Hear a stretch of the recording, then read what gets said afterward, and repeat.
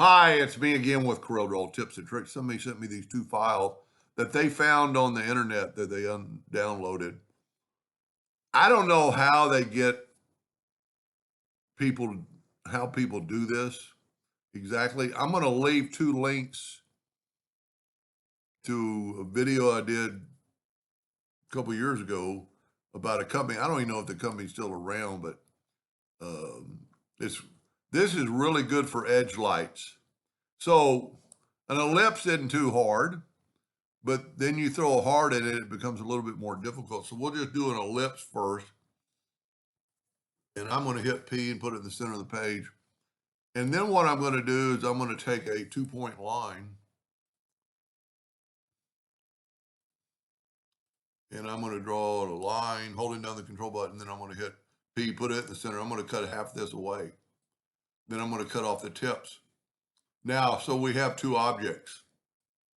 If we go up to effects and blend, and let's blend them 12 times this time.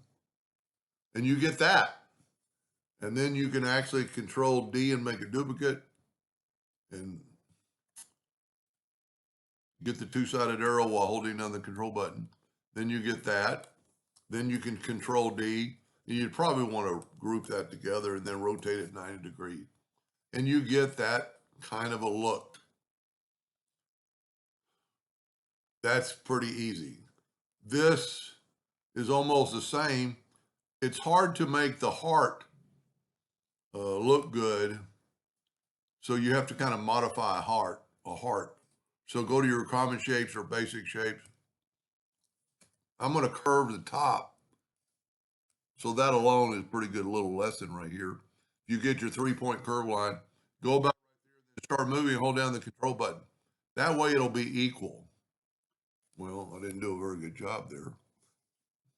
Move it, hold down the control button, and then put a little bit of an angle on it. Then we can delete this. And you have that right there. Now we have two objects, so we have to take the Smart Fill tool to fill that in and to change. So now it's all one piece. And I'm going to do this one kind of a different way. It's not as good as these, but if you did some practice, maybe it would work.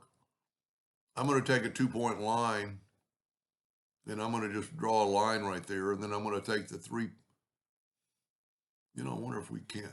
See, this line has nodes on it that are going to react to the, well, I'll just show you what's going to happen. So let's take another 2-point line and we'll do it a couple of different ways. And tell you what, let's make duplicates of this, move it over there, and let's cut off this bottom. Let's just cut all that out. And see, I'm going to show you that it just doesn't work because the nodes. See, the nodes just react to it funny, and I've tried every different way. So the other way I've thought about doing it is, we should get rid of that line and nudge these back to the center. I'm going to use this line. I'm going to hit P and put it in the center of the page so it's in the center, and then grab that, try to grab that line and then hold down the control button and make it move down. And then take the 3-point curve line and hold down the control button and then put a little arch to it. And you could play with that, different arches. Now we've got that selected. I'm going to shift select that, and then I'm going to hit apply. And see, it kind of gives it that rainbow, but it's not enough of an arch. So let's make this arch a little bigger. I just deleted it. Go up 3-point curve line. Now hold down the control button and it'll get a better arch. And then move it. Now this is in no shape or form as good as the real ones, but it would kind of get you by. So now what we can do is take our heart, move it out of the way. You've got to go to here and go up to object and break the blend apart. And then I would probably go up to object group and ungroup all, but then I'd go ahead and group it together. It's kind of weird, but that works the best. And then nudge this back, and we're going to use the intersect tool, and we get that shape right there.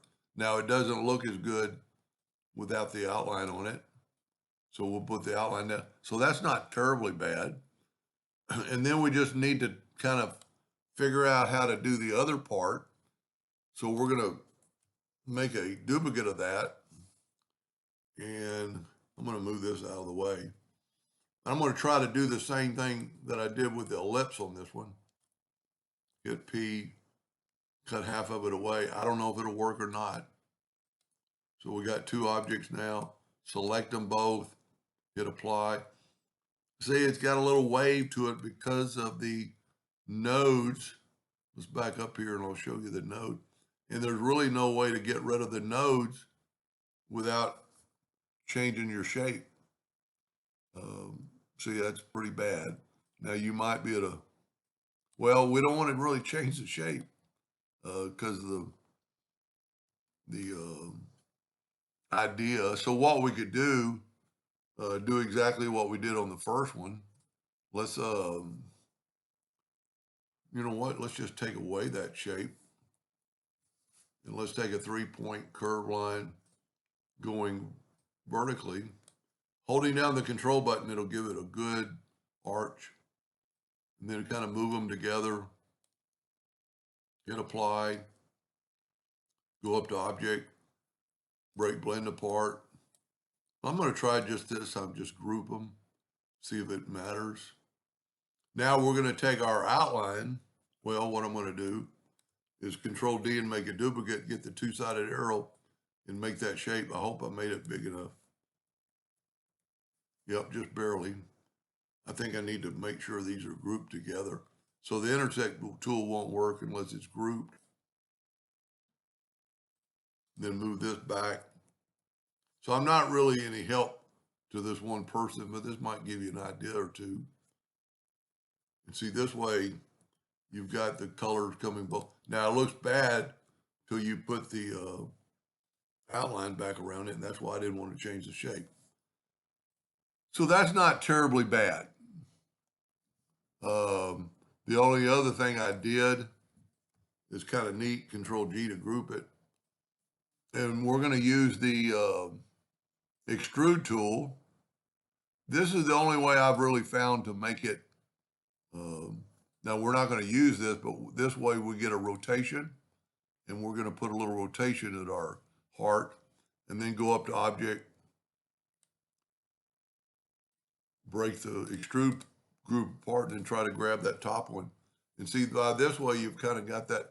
Maybe I did a little bit too much of an angle, but I have made some edge lights like this that you would just either engrave or basically vector cut these lines real softly on some acrylic and put you an edge light. But I'll put a link to that. I think it's called Luban, that you can do stuff like this. But honestly, I don't have time. I don't know if they're still around. Anyway, thank you for watching. Hope that helped somebody someday, and thank you for watching.